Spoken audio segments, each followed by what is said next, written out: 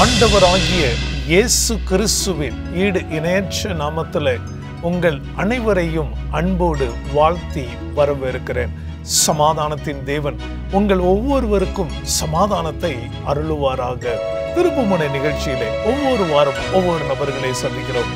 அவர்கள் வாழ்விலே ஆண்டவர் செய்த அற்புதமான நிகழ்வை பகிர்ந்து கொள்ளக்கூடிய ஒரு சாட்சியின் அனுபவமே திருப்புமுனை நிகழ்ச்சியாக இருக்கிறது. நம் வாழ்விலே ஆண்டவர் நம் ஒவ்வொரு வாழ்விலும் ஒவ்வொரு இமைப்பொழுதுகளிலும் ஆண்டவர் அற்புதமாக வழிநடத்துகிறார். தாவீது பக்தன் சொல்லுகிறார், என் ராஜாக்களுக்கு முன்பதாக அவர் எனக்கு செய்த காரியங்களை நான் விவரிப்பேன் என்று சொல்லுகிறார். எவ்வளோ பெரிய ஆசீர்வாதமான ஒரு காரியம், எவ்வளோ பெரிய ஒரு நம்பிக்கையான காரியம். நாம் ஜெபத்தோடு இந்த நிகழ்ச்சிக்குள்ளாய் கடந்து செல்வோம். நிச்சயமாக இந்த நாளின் நிகழ்ச்சி உங்களுக்கும் உங்கள் குடும்பத்திற்கும் ஆசீர்வாதமாக இருக்கும் என்று விசுவாசிக்கிறேன். நீங்கள் ஏதாவது ஒரு நெருக்கமான சூழ்நிலையில் இருக்கலாம். ஒருவேளை ஒரு வேலை நிமித்தம் நீங்கள் எங்கேயாவது ஒரு சிட்டிக்கு ஒரு இன்டர்வியூக்காக நீங்கள் போயிருக்கலாம், மருத்துவமனையில் அனுமதிக்கப்பட்டிருக்கலாம், இல்லை எங்கேயாவது ஒரு ஹோட்டலில் உட்கார்ந்து கொண்டிருக்கலாம், இல்லை வீட்டில் உங்கள் எதிர்காலம் இருளாய் காட்சி அளித்து கொண்டிருக்கலாம். ஆனால் இந்த நாளில் இந்த அற்புதத்தை நீங்கள் கேட்கும்போது ஆண்டவர்கிட்ட ஜெபம் பண்ணுங்க. ஆண்டவரை என் வாழ்க்கையிலும் இப்படி ஒரு அற்புதத்தை செய்யுங்க என்று கேளுங்க. ஆண்டவர் உங்கள் வாழ்க்கையை மாற்றக்கூடிய ஒருவர் இருக்கிறார். ஜெபத்தோடு என்னோடு பயணம் செய்யும்படியாய் உங்களை அன்போடு அழைக்கிறேன். சகோதரி, உங்கள் 2 பேரையும் நான் அன்போடு வாழ்த்தி வரவேற்கிறேன். தேவனுடைய நாமம் மாத்திரமே மகிமை அடையட்டும். ஒவ்வொரு நாளும் ஒவ்வொரு இமைப்பொழுதும் இப்போ இந்த நிகழ்ச்சி நம்ம எடுக்கக்கூடிய இந்த புதிய ஆண்டிலும் நம்ம இந்த நிகழ்ச்சி எடுக்கிறோம். இந்த முதல் நாளில் உங்களுக்கும் அநேக நெருக்கங்கள் இருந்த போதிலும் ஆண்டவர் அற்புதமாக இந்த நிகழ்ச்சியை அநேக ஆயிரக்கணக்கான மக்களுக்கு இது ஒரு ஆசீர்வாதமாக இருக்கிறதுக்காக சொல்கிறதுக்காக அழைத்து வந்திருக்கிறார். மிக்க மகிழ்ச்சி, மிக்க மகிழ்ச்சி. இப்போ நீங்கள் பிடித்தமான ஒரு வசனம் சொல்லுங்கள் பாப்போம். எனக்கு ஒத்தாசை வரும் பர்வதங்களுக்கு மேலாக என்னை கண்களே ஏறெடுக்கிறேன். வானத்தையும் பூமியை உண்டாக்கின கர்த்தரிடத்திலிருந்து எனக்கு ஒத்தாசை வரும். உன் காலை தள்ளாட ஓட்டார், உன்னை காக்கிறவர் உறங்கார். ஆமென், ஆமென். எனக்கு ஒத்தாசை வரும் பர்வதங்களுக்கு நேராக என் கண்களை ஏறெடுக்கிறேன். அப்போ அந்த ஆண்டவர் அப்போ நமக்கு ஒத்தாசை செய்கிறவர் சாதாரண தேவன் அல்ல. அவர் வானத்தையும் பூமியையும் படைத்த ஒரு அற்புதமான தேவன். நிச்சயமாக நீங்கள் இந்த ஒரு வசனம், இந்த வசனம் உங்கள் வாழ்க்கைக்கும் இந்த வசனத்துக்கும் உங்களுக்கு ஏதாவது மிக உறுதியாக இருந்திருக்கிறதா? எப்போ நம்ம கடவுளை நோக்கி நம்ம ஜெபிக்கும் பொழுது அவர் நம்ம இந்த வசனங்களை, வாக்குத்தத்த வசனங்களை சொல்லி ஜெபிக்கும் பொழுது அது நம்மளுக்கு நிறைவேறுது. நம்ம உறுதியாக பிடித்துக்கொள்கிறோம். நம்ம அதை மிக உறுதியாக நம்ம பிடிச்சிருக்கோம். ஏன்னா ஆண்டவரே நீங்கள் சொல்லியிருக்கிறீங்களே, வானத்தையும் பூமியும் படைத்த கடவுள், நீங்கள் ஒத்தாசை செய்வீங்க, நீங்கள் எங்களுக்கு செய்யணும் அப்படின்னு நம்ம அந்த வாக்குத்தத்தத்தை உரிமையாக கிளைம் பண்ணி ப்ராமிஸை கேட்டு நம்ம ஜெபம் பண்ணுறோம். மிக ஒரு உரிமையாக நம்ம கடவுள்கிட்ட கேட்குறோம்.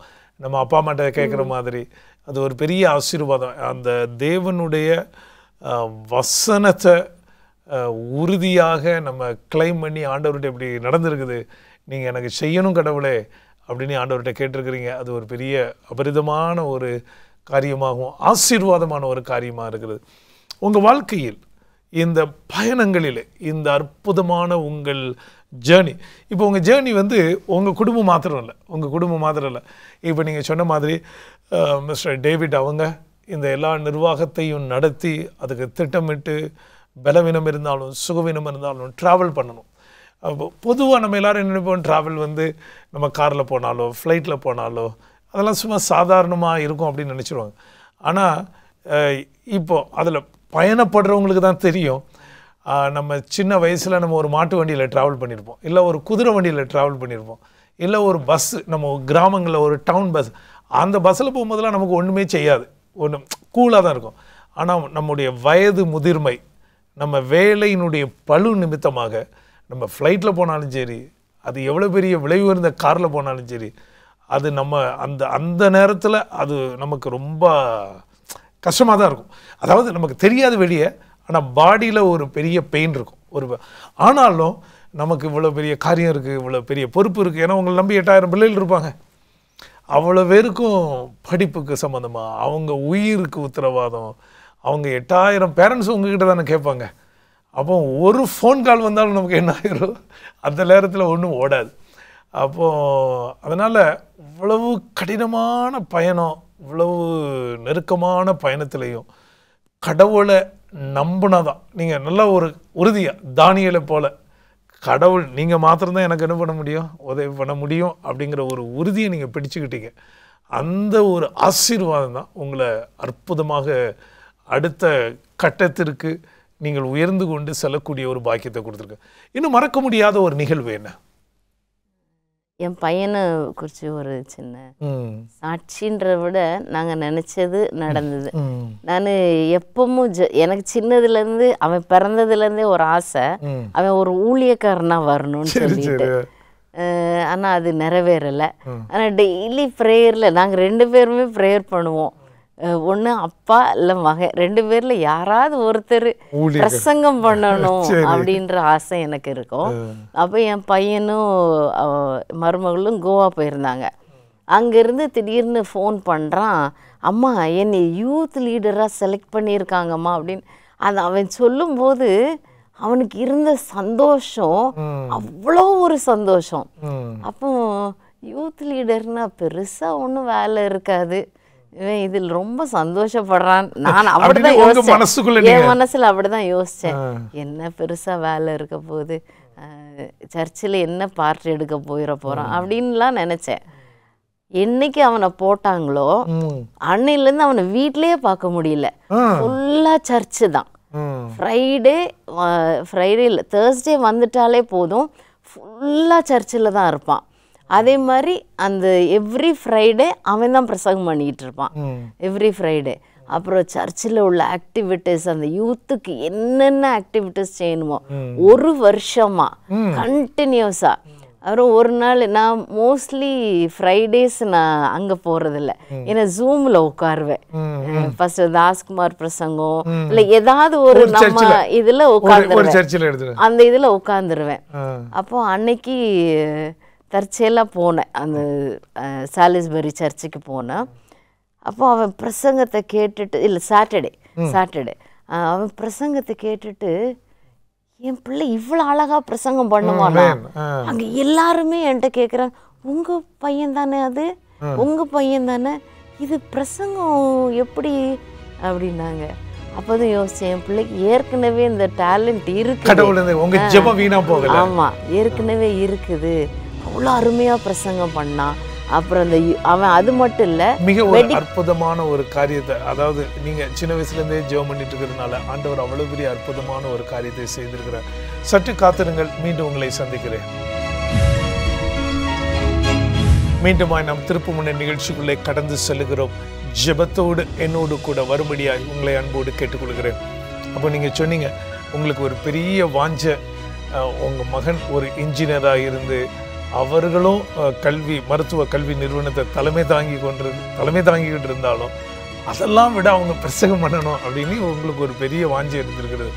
அப்போது அதை நீங்கள் பார்க்கும்போது உங்களுக்கு ஒரு பெரிய ஒரு மகிழ்ச்சியை விட உங்களுக்கு ஒரு அற்புதமான ஒரு என்ன சொல்கிறது, ஆண்டவர் எப்படி என் ஜெபத்தை கேட்டுக்கிட்டே இருக்கிறாரு, என் மகனுடைய வாழ்விலையும் கேட்டிருக்கிறாரு. அந்த சூழ்நிலையில் உங்களுக்கு எப்படி இருந்திருக்கிறோம்? இது எனக்கு நம்ம ஜெபம் கேட்கப்பட்டதா அல்லது என் பிள்ளையே உட்காந்து ஜெபம் பண்ணானா, அவன் இது ஒரு அதிசயமா அப்படின்னு நிறைய மெடிக்கல் மினிஸ்ட்ரி பண்ண ஆரம்பிச்சிட்டான். சர்ச்சிலேருந்தே எல்லாரையும் கூட்டிகிட்டு போய் அங்கங்கே ஃப்ரீ சர்வீஸ் பண்ணி அவங்களுடைய என்னென்ன மருந்தெல்லாம் வேணும் எல்லாம் வாங்கி கொடுத்து ஒவ்வொரு கிராமமாக போக ஆரம்பிச்சிட்டான். கிராமமாக போய் மெடிக்கல் செக்கப் பண்ணி இங்கேருந்து டாக்டர்ஸை சாலிஸ்பரி பார்க்லேருந்து டாக்டர்ஸை கூட்டிகிட்டு போய் அவங்கள வச்சு அவங்களுக்கு எல்லாம் ஃப்ரீயாக மெடிசன் வாங்கி கொடுத்து அதில் இன்னும் கொஞ்சம் என்கரேஜ் பண்ணது மருமகா. அவனை என்கரேஜ் பண்ணான். சர்ச் ஆக்டிவிட்டீஸில் 2 பேரும் சேர்ந்து நிறைய ஊழியம் செஞ்சாங்க. அப்புறம் சர்ச் மெம்பர்ஸை கேம்ப்லாம் கூட்டிகிட்டு போனாங்க. நிறைய காசு அங்கங்கே கலெக்ட் பண்ணி இவனால் முடிஞ்ச அளவு இவனும் அதில் கொஞ்சம் போட்டு நிறைய எல்லாரும் அவ்வளோ இதாக செய்கிறாப்புல உங்கள் பையன், இனி நெக்ஸ்ட் இயர் நாங்கள் இதெல்லாம் மிஸ் பண்ணுவோம் அப்படின்னு சொல்லிட்டு இப்போ கடைசியாக ஒரு கேம்போட தான் முடித்தான். ஏதோ ரொம்ப தூரம் கூட்டிகிட்டு போய் வண்டி போட்டு எல்லாரையும் ஒரு 75 பேர்கிட்ட கூட்டிகிட்டு போய் அவங்களுக்கு எல்லாம் அரேஞ்ச் பண்ணி சாப்பாடுலேருந்து எல்லாம் அவனே அரேஞ்ச் பண்ணி அங்கேயும் போய் மினிஸ்ட்ரி பண்ணி அங்கே உள்ள கிராமத்து ஜனங்களுக்கு ட்ரீட்மெண்ட்டு என்னென்ன தேவையோ எல்லாம் செஞ்சு முடித்து ஒரு சக்ஸஸ்ஃபுல்லாக 1 இயர் தான். அந்த 1 இயரும் அவன் பயங்கர சக்ஸஸாக அதை முடிச்சு கொடுத்துருக்குறான். ஆமாம், இப்போ மருமகளை வந்து சாபத் ஸ்கூல் லீடராக போட்டிருக்கிறாங்க. அவள் கேட்டுட்டு இருக்கிறா, உங்கள் அளவு என்னால் செஞ்சிட முடியுமா, பரவாயில்ல செய், பரவாயில்ல நான் உன் கூடயே இருக்கிறேன் அப்படின்னு 2 பேரும் பேசிக்கிட்டாங்க. அது இதே மாதிரி சக்ஸஸாக வரணும்ன்றது என்னோட ஜெபம். உங்களுடைய ஜெபமாக இருக்குது. ஒரு பெரிய, அதாவது அவங்க வந்து பெரிய லெவலில் போய் பணம் சம்பாதிக்கணும், இது பண்ணணும், அதெல்லாம் விட ஆண்டவருடைய சபையில் என் பிள்ளைகள் ஊழியம் செய்யணும் அப்படிங்கிற ஒரு தாய்க்கு, பெற்றோருக்கு அது ஒரு பெரிய ஆசீர்வாதம். ஏன்னா பொதுவாக வந்து எல்லோரும் நம்ம எவ்வளோ பெரிய வேலை செய்கிறோம், எவ்வளோ பெரிய பணம் சம்பாதிக்கிறோம், அந்த நோக்கத்தில் தான் இருப்பாங்க. ஆனால் நீங்கள் அதில் ஒரு கண்ணோட்டம் இருந்தாலும் அதுக்கு எவ்வளோ முக்கியத்துவம் கொடுக்குறீங்களோ அதே போல் ஆண்டவருடைய அன்பை எல்லாருக்கும் என்ன பண்ணணும், சொல்ல வேண்டும் அப்படிங்கிற ஒரு அற்புதமான ஒரு காரியத்தை செய்திருக்கிறாங்க. அதாவது நீங்கள் அது உங்களுடைய வேண்டுதலுக்கு ஒரு பிரதிபலன் கொடுக்கப்பட்டிருக்கு. அதே மாதிரி இல்லை நீங்கள் சொன்ன மாதிரி நீங்கள் வேண்டிங்களா இல்லை அவங்களே கூட வேண்டாங்களா, கடவுளுடைய ஒரு கிருபை. நீங்கள் என்ன சொல்ல விரும்புகிறீங்க? நான் இப்போ பிள்ளைங்கள 2வது பிள்ளை பற்றி, அவள் இப்போ பிலிப்பைன்ஸில் அவள் டாக்டருக்கு முடிச்சிருக்கிறா. அவள் அங்கே போய் படிக்க போகிறப்போ வந்து பிள்ளைங்கள்லாம் இப்போ அப்பா வந்து ஹெட்டாக இருக்கிறதுனால அவளுக்கான எதுனாலும் சரி, அவள் படிப்புலனாலும் சரி, அவள் சாப்பாடு சாப்பிட போனாலும் சரி, மற்ற பிள்ளைங்களுக்கு என்ன பண்ணுறோமோ அதே தான். இங்கே பூனேலே ஹாஸ்டலில் ஒரு 6 மாதம் இருந்தா, இங்கே ஒரு 6 மாதம் முடிச்சதுக்கு அப்புறம் தான் பிஎஸ் கோர்ஸ் நீங்கள் முடிச்சதுக்கப்புறம் அங்கே அனுப்புவோம். கொஞ்சம் அது எஜுகேஷன், ஏன்னா பிள்ளைங்களுக்கு வீசா ரெடி பண்ணணும். அந்த டைமில் வந்து பிள்ளைங்களுக்கு இங்கே கொஞ்ச நாள் இருப்பாங்க. அது மாதிரி லாங்குவேஜ் தெரியாத இருந்தாங்கன்னா ஸ்போக்கன் இங்கிலீஷ் இதெல்லாம் சொல்லி கொடுத்ததுக்கப்புறம் நாங்கள் எல்லாம் ரெடி பண்ணி அனுப்புகிறோம். அப்போ ஒரு 6 மந்த் பூனே ஹாஸ்டலில் இருந்தா. அப்போ நாங்கள் வந்து பிள்ளைங்களை ஹாஸ்டலில் நாங்கள் விட்டதே கிடையாது. அதான் ஃபர்ஸ்ட் டைம் விட்டுருக்குறோம். அப்புறம் அண்ணன் என்ன சொல்லுவாங்க என்கிட்ட, நீ என்னது மற்ற பிள்ளைங்கள மாதிரி தான் அவள் இருக்கணும், நீ போய் சாப்பாடு கொண்டு போய் வச்சுலாம் கொடுக்கக்கூடாது. இல்லை சாப்பாடுக்கு நான் தான் அங்கே இன்சார்ஜ். அப்போ தான் அவள் பாப்பா போயிருக்க டைமில் தான் நாங்கள் வேலைக்கு ஜாயின் பண்ணியிருக்கிறேன். ஆனால் அவங்கள மாதிரி தான் இருக்கணும், இன்னும் பண்ணக்கூடாதுன்ட்டாங்க. நான் அதுபடி பண்ணலை ஒன்றுச்சு. அவளை அட்ஜஸ்ட் பண்ணி இருந்துட்டா. அப்புறம் அது முடிஞ்சதுக்கப்புறம் அவள் அங்கே போனான். போய் அங்கே 5 வருஷம் இருக்கணும். அப்போல்லாம் நாங்கள் ட்ராவல் பண்ணது கிடையாது, அங்கே அடிக்கடி போனதும் கிடையாது. அப்போது அங்கே உள்ள பிள்ளைங்கள்லாம் ஒவ்வொரு நேரம் இவள் பாப்பா வந்து இவங்க அப்பா நம்ம காசு அப்படி ஏதாவது பேசுவாங்க, அவங்க அப்பாவை பற்றி ஏதாவது குறை பேசினாலும் அதுக்கு 2 பேரும் சேர்ந்து ஜெபம் பண்ணுவோம். பாப்பாவுக்கு அவளுக்கு எந்த கஷ்டமும் வரக்கூடாது, இது பண்ணக்கூடாது, மற்ற பிள்ளைங்க வந்து இவளை வந்து இழிவாக எதுவும் பேசிடக்கூடாது. ஆனால் அந்த 5 வருஷத்தையும் அவள் பொறுமையாக இருந்து அவள் பண்ணி முடிச்சு 5 வருஷம் முடிச்சுட்டு இங்கே வந்தா. இங்கே வந்தோடனே எஃப்எம்ஜி எக்ஸாம் எழுதணும். எழுதுறப்பவும் கடவுள்கிட்ட நாங்கள் ஜெபம் பண்ணோம். மற்ற பிள்ளைங்க ஃபஸ்ட் அட்டம்ப்ட்லேயே அவள் பாஸ் பண்ணணும். பண்ணலைன்னு சொன்னால் டேவிட் என்ன அப்பா காலேஜ் நடத்துகிறாரு, ஃபுல்லாக ஃபெயில் ஆகிட்டா அப்படின்னு சொல்லுவாங்கன்னு சொல்லிட்டு அவளுக்காண்டி ரொம்ப அவள் கொஞ்சம் அமைதியாக இருப்பாள். உடனே ரொம்ப கடவுள்கிட்ட இது பண்ணி கேட்டான். அதுபடி எங்களுடைய ஜெபத்தை குதிரை யுத்த நாள் கண்டு ஆயத்தப்படும் ஜெயமா கர்த்தரால் வரும்னு சொன்னது போல் அவள் எல்லா விஷயத்துலையும் எப்போ எக்ஸாம் எழுதுறதுல எதுலேயுமே அவள் ஃபெயில் ஆகாமல் பாஸ் பண்ணி கடவுளுடைய கிருபையினால இப்போ அதை முடிச்சுட்டு இப்போ யூகேல போய் இப்போ அடுத்த எக்ஸாம் பிஜி பண்ணுறதுக்காண்டி எக்ஸாம் எழுதுறதுக்கு போயிருக்கிறாங்க. ஆமாம், மிக ஒரு பெரிய அற்புதமான காரியம். நீங்கள் சொன்னது உண்மைதான். அதாவது எந்த காரியத்தையும் ஜெபத்தால் தான் நம்ம ஜெயிக்க முடியும் அப்படிங்கிற அந்த ஒரு ஃபார்முலாவை நீங்கள் தெரிஞ்சுக்கிட்டீங்க. அதாவது நிறைய பேர் என்னென்னா பணத்தால் செய்யலாம், நம்ம சக்தியால் செய்யலாம், அதுவும் செய்ய முடியும். அதுவும் இன்றைக்கி உலகத்தில் அப்படி தான் எல்லோரும் செஞ்சுக்கிட்டு இருக்கிறாங்க. பட் அதனுடைய முடிவு வேறு, இதனுடைய முடிவும் இதனுடைய ஆசீர்வாதமும் வேறு. இப்போ வந்து நீங்கள் சொன்னது மாதிரி ஹாஸ்டலில் படித்து நீங்கள் சொன்ன மாதிரி இது ஒரு அற்புதமான ஒரு காரியம். இன்றைக்கி நிறைய பேர் செய்கிறதில்ல. அதாவது அதே இடத்துல படிக்கும்போது கண்டிப்பாக வந்து இன்றைக்கி சர்ச்சில் இப்போ உதாரணமாக நானே இருக்கிறேன், நான் ஒரு பாஸ்டராக இருக்கிறேன். என்ன அதில் வந்து ஒரு 200 பேர் இருப்பாங்க, இல்லை 100 பேர் இருப்பாங்க. அதிலே ஒருத்தர் குறை சொல்லுவாங்க, ஒருத்தரில் பாதி பேரே குறை சொல்லுவாங்க. அப்போ வந்து அதை வந்து பிள்ளைகள் கேட்கும்போது அவங்களுக்கு கஷ்டமாக இருக்கும். அப்போ இதை வந்து நம்ம யாரும் சில நேரத்தில் கவனிக்க மாட்டோம். ஆனால் நீங்கள் வந்து அதை கவனமாக கவனித்து இந்த இடத்துல இந்த மகளுக்கு இதை தாங்கக்கூடிய சக்தி வேணும், அதான ரொம்ப முக்கியம். ஏன்னா தாங்குகிற சக்தி வேணும். பேசுகிறது எல்லாரும் பேசுகிறது சுதந்திரம் இருக்குது, எல்லாரும் பேசுவாங்க, இந்த பக்கமும் பேசுவாங்க, அந்த பக்கம் பேசுவாங்க. ஆனால் அதை தாங்கிறதுக்குள்ள சக்தி இருந்துச்சுன்னா வாழ்க்கையில் எல்லா இடத்துலையும் நம்ம கடந்து வந்துடலாம். நம்ம ஒரு இடத்துல தாங்கி இப்போ பேசுறது வேணால் இப்போ நீங்கள் வந்து இப்போ என்னை பற்றி பேசுகிறீங்கன்னா ஒரு தடவை நீங்கள் பேச வேண்டாம்னு சொல்ல முடியும், 2 தடவை சொல்ல முடியும், எப்பவும் போய் சொல்லிக்கிட்டு இருக்க முடியாதா? ஆனால் அதை தாங்கக்கூடிய சக்தி வந்துருச்சுன்னா நம்ம எப்போ வேணாலும் நீங்கள் எப்போ வேணாலும் பேசிக்கிடுங்க. அப்போது நமக்கு அதை பற்றி நமக்கு என்ன எப்போ பேசினாலும் இவங்க கூலாக இருக்கிறாங்களே. அப்போது இது வந்து நம்ம ஜெபம் பண்ணும்போது தான் கிடைக்கும். அதனால் இது ஒரு பெரிய ஒரு அற்புதமான காரியம். கிறிஸ்துவுக்குள் பிரியமான தேவனுடைய பிள்ளைகளே, இந்த அற்புதமான நிகழ்ச்சியை பார்த்து கொண்டிருக்கக்கூடிய ஒவ்வொரு வாலிப பிள்ளைகள், சின்ன பிள்ளைகள், சிலவங்க நீங்கள் படிச்சுக்கிட்டு இருக்க ஸ்கூலில் உங்களை பற்றி பேசுவாங்க, உங்கள் அப்பா அம்மாவை பற்றி பேசுவாங்க, உங்கள் கிராமத்துலேயோ உங்கள் ஊர்லேயோ உங்களை பற்றி சில நேரத்தில் யாராவது ஏதாவது பேசலாம். அதை பற்றி கவலைப்படாதங்க, சற்று காத்திருங்கள். மீண்டும் ஒரு அற்புதமான செய்தியை கேட்க போறீங்க. மீண்டுமாய் நாம் திருப்பு முன்ன நிகழ்ச்சிகளை கடந்து செல்வோமா?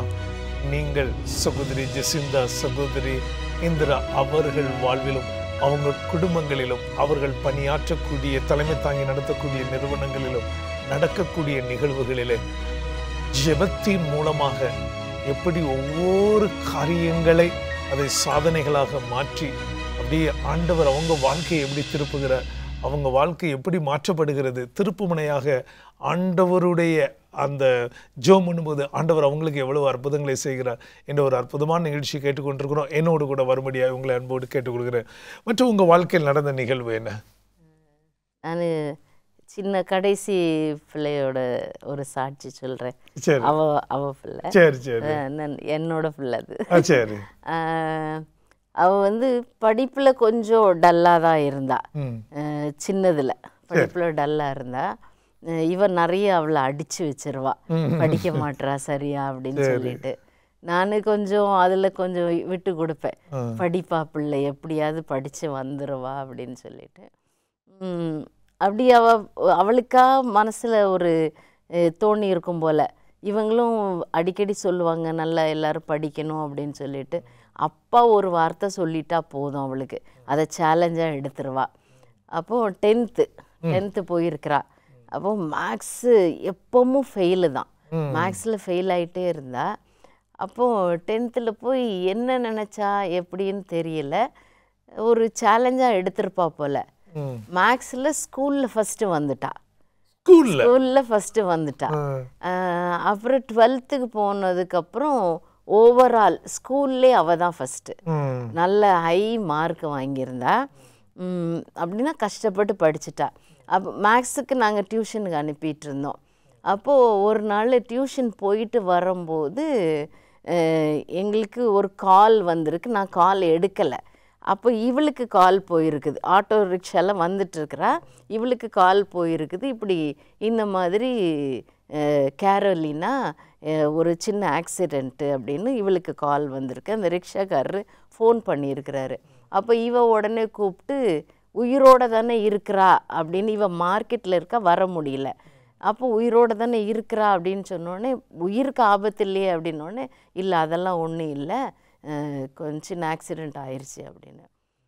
அப்புறம் கொஞ்ச நேரம் கழித்து நாங்கள் வீட்டில் இருக்கோம். இது ஆக்சிடெண்ட் ரொம்ப எங்களுக்கு அது பெருசாக தெரியல ஒன்றும். திடீர்னு வீட்டுக்கு வர்றா அவள். அந்த ரிக்ஷாக்கார் ஆக்சிடெண்ட் ஆகி ரிக்ஷா போய்கிட்டு இருக்கும்போது இப்படி பரண்டுருச்சு. பரண்ட உடனே அந்த கால் இப்படி இழுத்துட்டே போய் அப்படியே தேய்ச்சிருக்குது கால் நல்லா. அப்போ எங்களுக்கு தெரியல அது. அதே ரிக்ஷாவில் ஏறி வீட்டுக்கு வந்திருக்கா. வீட்டுக்கு வந்தோடனே அண்ணி தான் திறந்தவங்க இவங்க அக்கா. திறந்தவங்க அவளை பார்த்துட்டு கத்திட்டு வீட்டுக்குள்ளே ஓடி வர்றாங்க. இவ அப்படியே மெதுவாக காலை இழுத்து ரத்தம் வடியுது, அப்படியே உள்ளே வர்றா. உள்ளே வந்துட்டு இவங்க அவளை பார்த்த உடனே அப்படியே தூக்கிட்டு ஹாஸ்பிட்டல் போயிட்டாங்க. ஹாஸ்பிட்டல் போனோடனே அப்போ நாங்கள் நினச்சோம், அவ்வளோ பெரிய ஆக்சிடெண்ட்டு, கால் இழுத்துட்டே போய் மேலே ஸ்கின்னு போயிடுச்சு, ஃபுல்லாக போயிடுச்சு. அவ்வளோ பெரிய இதில் இவளுக்கு ஆபத்து இல்லாமல் கடவுள் கொண்டு வந்திருக்கிறாரு அப்படின்னு சொல்லிட்டு எங்களுக்கு அது ஒரு பெரிய. அவள் 12th எக்ஸாம் எழுதும் போது வீல் சேரில் தான் போய் எழுதிட்டு வந்தாங்க. ஏன்னா அந்த கால் அதுலேயும் அந்த ஸ்கூலில் ஃபஸ்ட்டு வந்து அவார்ட்லாம் வாங்கிட்டாங்க. அது ஒரு பெரிய இது சாதாரண காரியம் இல்லை. அதுவும் மேக்ஸ் வந்து வராதவங்களுக்கு ஃபர்ஸ்ட்லாம் எடுக்க முடியாது. அப்போ ஆண்டவர் இந்த விபத்துக்களை கடந்து நமக்கு படிக்கிறதுக்கு ஞானத்தை கொடுத்து ஆண்டவர் இன்னைக்கு வந்து அவங்க லா படித்து இன்னும் அடுத்தது யூபிஎஸ்சி எக்ஸாம் எழுதுறதுக்கு இப்படி எல்லாத்துக்கும் ஆயத்தமாக இருக்கும்போது அவ்வளவு ஊக்கமான ஒரு சூழ்நிலையை, குடும்ப சூழ்நிலை, ஒரு பெரிய ஒரு ஆசீர்வாதம். நிச்சயமாக ஆண்டவர் உங்களையும் உங்கள் குடும்பங்களையும் ஆண்டவர் நிச்சயமாக ஆசீர்வதிப்பார். நம்ம ஜெபம் பண்ணுவோம். இந்த நிகழ்ச்சியை கேட்டுக்கொண்டிருக்கக்கூடிய ஒவ்வொருவருடைய வாழ்விலும் படித்து கொண்டிருக்கிறவங்க எனக்கு படிப்பு வரலன்னு நினச்சிருக்கலாம், என் வாழ்க்கையில் எல்லாமே முடிஞ்சிட்டு நினைக்கலாம், ஆனால் உங்களால் சாதிக்க முடியும் என்பதை இந்த சாட்சியின் மூலமாக அறிஞ்சிருக்கிறோம். இந்த நாளில் விசேஷமாக சகோதரி இந்திரா, சகோதரி ஜெசிந்தா மற்றுமாய் சகோதரர் டேவிட் அவர்கள், அவங்க பிள்ளைகள், குடும்பம், அவங்களுடைய எல்லா நிர்வாகங்களிலும் இதுவரைக்கும் உங்கள் கிருபை இருந்திருக்கிறது. இனிமேலும் இருக்கும்படியாய் கெஞ்சுகிறோம் அப்பா. விசேஷமாக இந்த நாளில் ஆண்டவரை இந்த நிகழ்ச்சியை கேட்டுக்கொண்டிருக்கூடிய ஒவ்வொரு பிள்ளைகளுக்காக ஜெபிக்கிறோம் ஆண்டவரை. குடும்ப நெருக்கடியாக இருக்கலாம், சோதனைகளாக இருக்கலாம், போராட்டமாக இருக்கலாம் ஆண்டவரை, குடும்ப உறவில் இருக்கக்கூடிய பிரச்சனையாக இருக்கலாம். இயேசுவின் நாமத்தில் நீங்கள் ஒரு விடுதலையை கொடுங்கப்பா. இயேசுவின் நாமத்தில் ஒரு விடுதலையை கொடுங்கப்பா. இயேசுவின் நாமத்தில் ஒரு விடுதலையை கொடுங்கள் ஆண்டவரை. அன்பு ஆண்டவர் இவர்களை தாங்கி ஏந்தி வழி நடத்தும்படியாய் கெஞ்சுகிறேன். வழி நடத்தும்படியாய் கெஞ்சுகிறோம் ஆண்டவரை. நீங்கள் 2வது வருகை சீக்கிரம் வரப்போறீங்க ஆண்டவரை. அந்த வலது பக்கத்தில் நிற்கக்கூடிய ஒரு பெரிய பாக்கியத்தை எங்களுக்கு கொடுக்க வேண்டும் என்று கெஞ்சுகிறோம் ஆண்டவரை. உடைய கிருபையும் உடைய காருண்யமும் இந்த சாட்சியை கெடுக்கக்கூடிய ஒவ்வொரு வாழ்க்கையில் அநேகர் பார்க்கவும் அநேகர் வாழ்க்கைக்கு ஆசீர்வாதமாக இருக்கும்படியாய் கெஞ்சுகிறேன் ஆண்டவரை. அன்று ஆசா ஜபிக்கிறார், பலன் உள்ளவனுக்கும் பலன் இல்லாதவருக்கும் உதவி செய்வது லேசான காரியம் என்று சொன்னது போல நிறைய எங்களை பலப்படுத்துங்க, சுகப்படுத்துங்க, ஆசீர்வதிங்க. இயேசுவின் நாமத்தில் ஜெபங்கேளும் பிதாவே, ஆமேன், ஆமேன். ஆண்டவர் உங்களை ஆசீர்வதிக்கட்டும். உங்களுடைய பணிகளை ஆண்டவர் ஆசீர்வதிக்கட்டும். கிறிஸ்துவுக்குள் பிரியமான தேவனுடைய பிள்ளைகளே, வெப் சேனல் குடும்பத்துக்காக ஜெபம் பண்ணுங்க. உங்களுக்காக நாங்கள் ஜெபிக்க வேண்டும் என்றால் எங்களை தொலைபேசியின் மூலமாய் தொடர்பு கொள்ளும்படியாய் உங்களை அன்போடு கேட்டுக்கொள்கிறேன். ஃபேஸ்புக் மூலமாக மற்றுமாக நீங்கள் வாட்ஸ்அப் மூலமாக எங்களோடு தொடர்பு கொள்ளலாம். நிச்சயமாக உங்களுக்கு குரு பைபிள் ஸ்டடி வேண்டும் என்றாலும் நீங்கள் எங்களோடு தொடர்பு கொள்ளும்படியாய், ஆவிக்குரிய புத்தகங்கள் வேண்டும் என்றால் தொடர்பு கொள்ளும்படியாய் உங்களை அன்போடு கேட்டுக்கொள்கிறேன். ஹோப் சேனல் ஊழியங்களுக்காக நீங்கள் ஜெபிக்கும்படியாய் உங்களை அன்போடு கேட்டுக்கொள்கிறேன். ஹோப் சேனல் ஆனது 24 மணி நேரமும் வாரத்தில் 7 நாட்களும் 365 நாட்களும் இயேசு கிறிஸ்துவின் அன்பையும் இயேசு கிறிஸ்து சீக்கிரம் வரப்போகிறார் என்ற அற்புதமான செய்தியை இந்த உலகத்திற்கு சொல்லிக் கொண்டு இருக்கிறோம். எங்களோடு நீங்கள் இணைந்து கொள்ளும்படியா, எங்கள் குடும்பங்களோடு இணைந்து கொள்ளும்படியா உங்களை அன்போடு கேட்டுக்கொள்கிறோம். இயேசுவே சீக்கிரம் வாங்க, உன் தேவனை சந்திக்க ஆயத்தமா. மாரநாதா.